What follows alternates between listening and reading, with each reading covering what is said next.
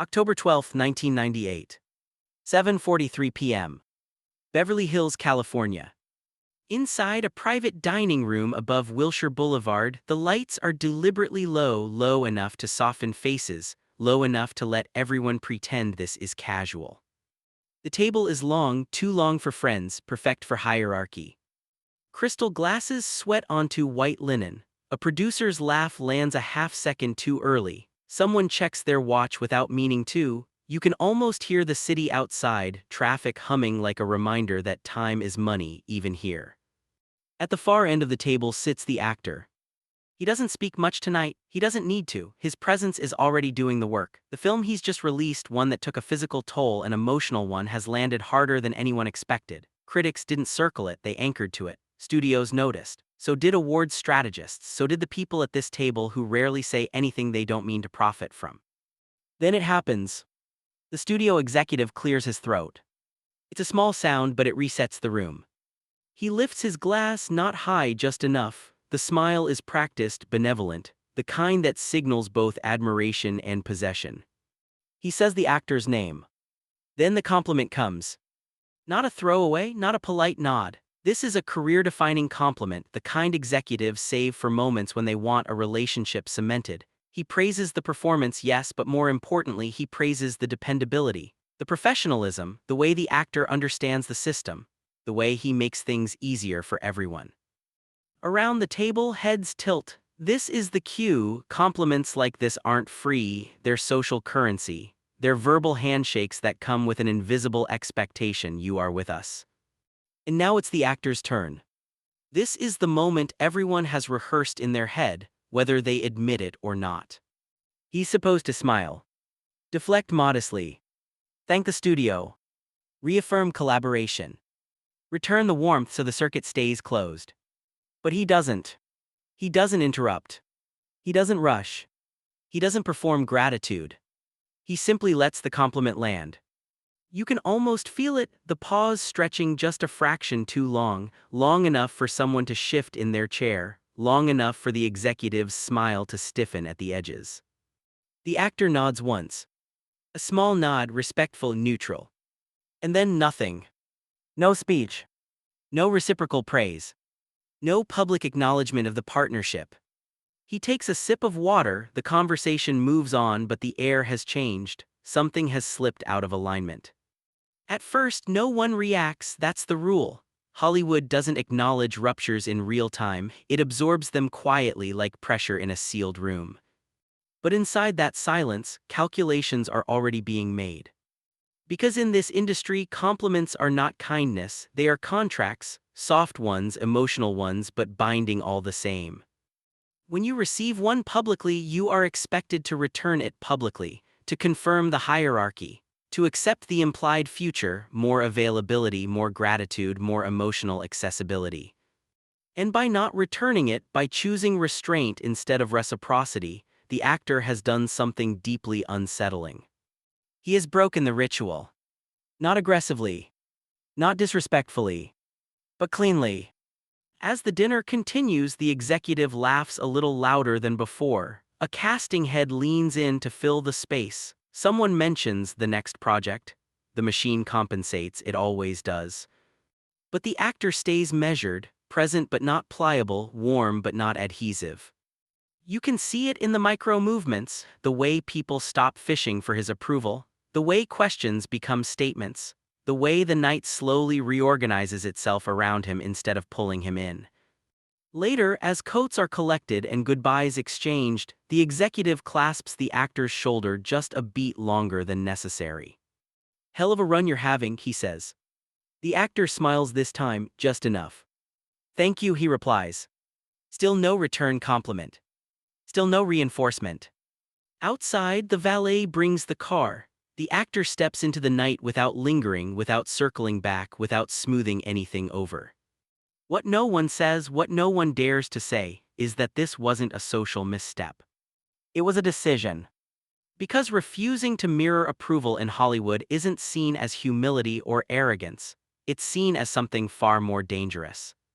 It's seen as independence. And as the doors close and engines turn over, a quiet realization settles over the people left behind. This actor didn't just accept praise tonight. He contained it.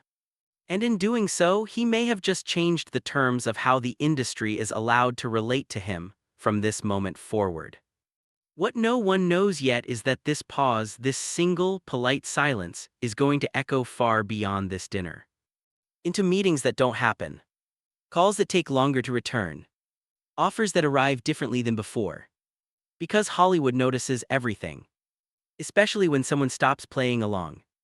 The next morning, October 13th, 1998, the city wakes up as it always does, traffic thickening before the sun fully clears the hills, assistants already on their second coffee, phones lighting up with messages that pretend to be casual but aren't.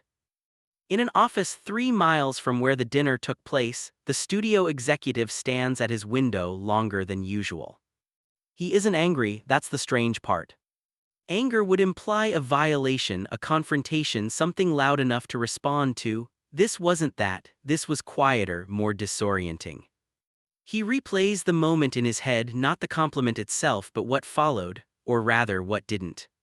Because the industry runs on patterns, compliments are given, gratitude is returned, momentum is reinforced, the loop closes. But last night the loop stayed open. In Hollywood, an open loop is dangerous. It creates uncertainty, and uncertainty is where power starts to shift. By mid-morning, the ripple has already begun. An agent mentions the dinner to another agent, not as gossip, just as an observation. He didn't really engage, she says, careful with her phrasing. The other agent nods, interesting. No judgment, no accusation, just recalibration. Because what the actor did wasn't rude, it was non-committal, and in a system built on emotional commitments disguised as professional courtesy, that matters. Compliments in Hollywood are rarely about admiration alone, they're about alignment, they're signals sent upward and downward through the hierarchy. When an executive praises you publicly, he's not just saying you did good work, he's saying you belong to this version of the machine. Returning the compliment is how you sign that agreement, without ink, without witnesses, without ever admitting it happened. But the actor didn't sign. Instead, he let the praise sit where it landed, on him, not between him and the studio. By lunchtime, assistants are quietly adjusting calendars. A general meeting that was supposed to happen soon is now penciled in as TBD. A lunch invitation floats, then disappears. A development exec drafts an email, rereads it, deletes it. No one says why. They don't need to. The actor has entered a different category, not difficult, not distant, but unfixed, not easily pinned to expectation. Psychologically, this is where discomfort sets in. Hollywood prefers stars who are legible. Gratitude makes you legible, enthusiasm makes you legible, over-availability makes you legible. Restraint does not. Because restraint forces everyone else to project, and projection reveals anxiety. Was he offended? Is he pulling back? Is he negotiating silently? Or worse, is he no longer seeking approval?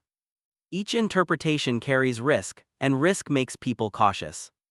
By the end of the week, the actor's agent notices something subtle but unmistakable. The calls haven't stopped. They've changed. The tone is different, less assumptive, less familiar. Executives ask instead of suggest. Conversations that once began with, "We were thinking you'd love this," now start with, "Would you be open to?" It's a shift so slight most people wouldn't clock it. But the agent does. Because what the actor did, whether he articulated it or not, was refuse to perform emotional reciprocity on command. That refusal rewrites the internal math of power. Hollywood runs on an unspoken belief: validation is addictive, that stars need it, that they'll bend to maintain it. But by not chasing the compliment, by not reinforcing it, the actor introduced a destabilizing possibility. What if he doesn't need this? What if his sense of self isn't regulated by the room? That possibility unsettles people more than ego ever could. Weeks pass. Awards buzz begins to swell. Publicists start circling. There's talk of dinners, panels, screenings, the usual ritual escalation. And yet the actor remains measured.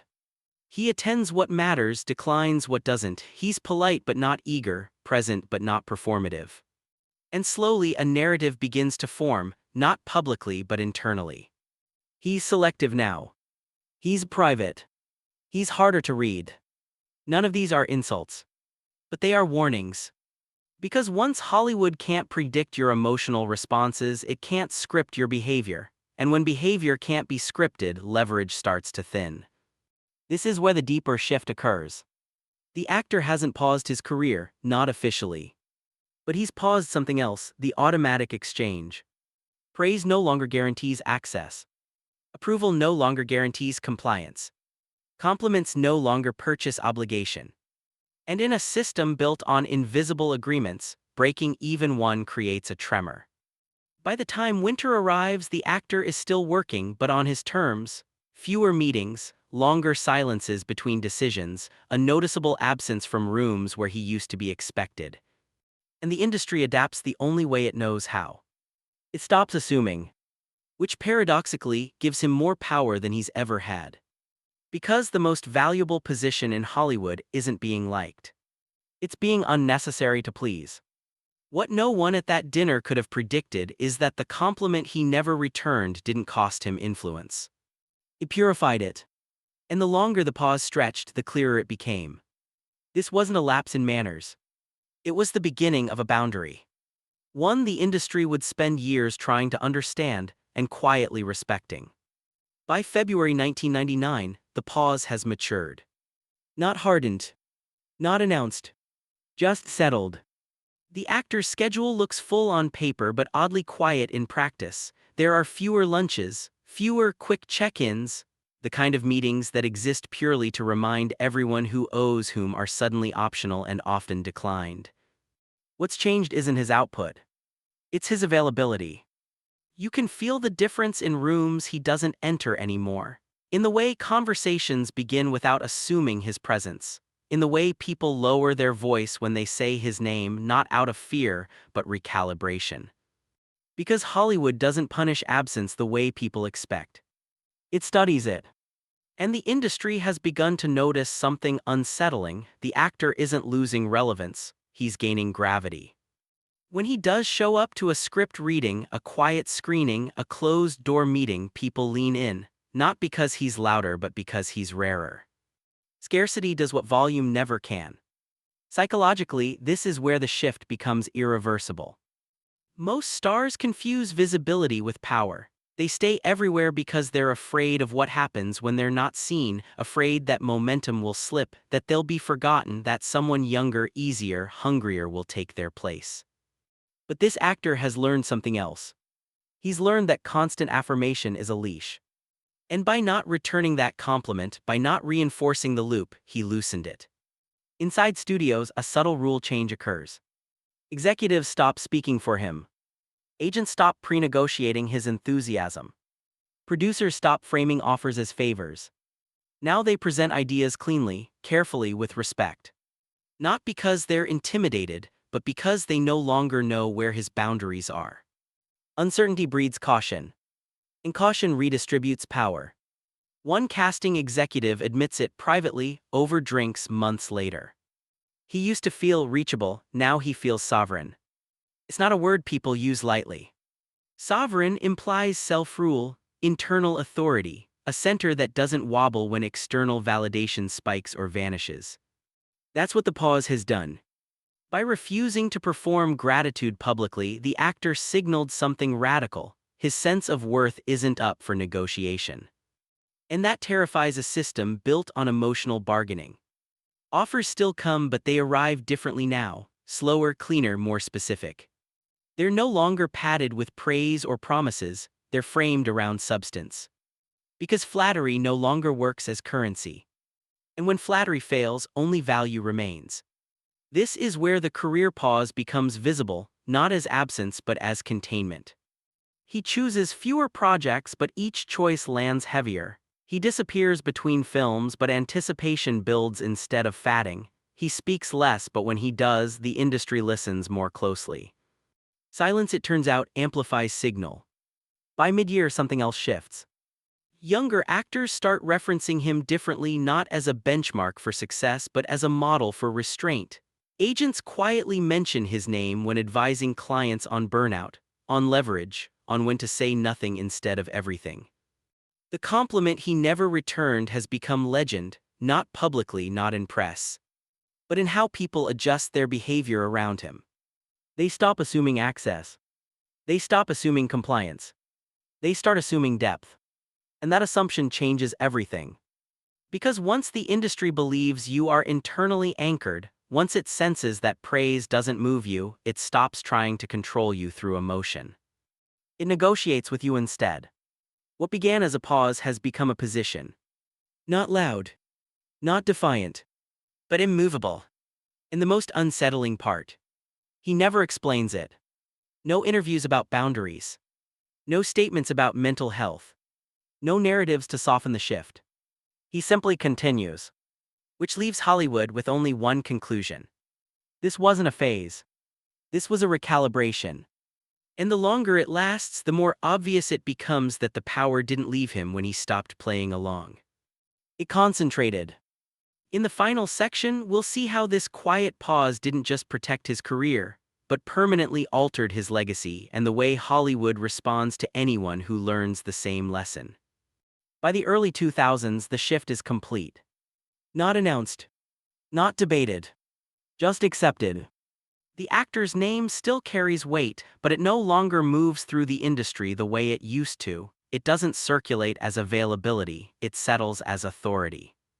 When his projects are discussed now, the tone has changed. Executives don't ask, "Can we get him?" They ask, "Is this worthy of him?" That question alone marks the final stage of the transformation. Because Hollywood power doesn't peak when you're everywhere. It peaks when the system reorganizes itself around your absence. The compliment he never returned has faded from memory as an event, but its consequences remain embedded in behavior, in how meetings are structured, in how pitches are framed, in how carefully people choose their words when speaking to him.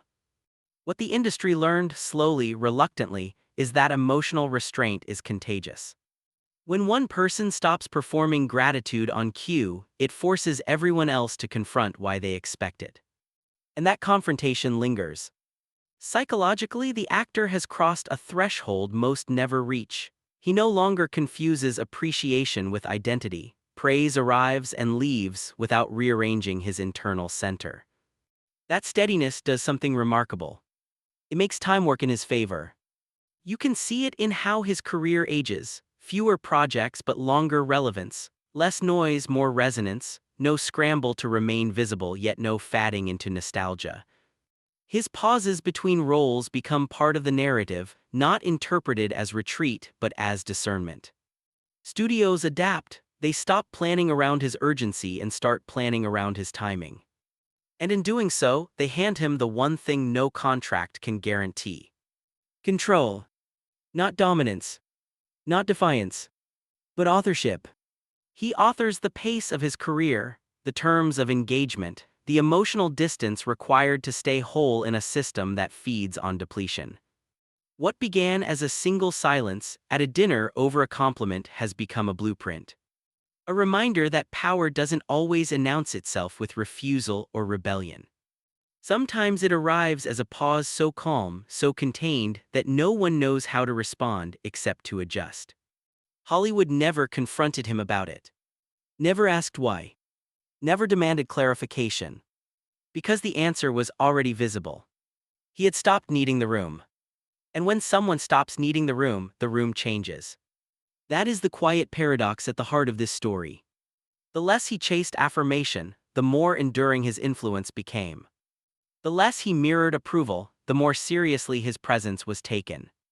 The more he withheld explanation, the clearer his boundaries grew. This wasn't about ego.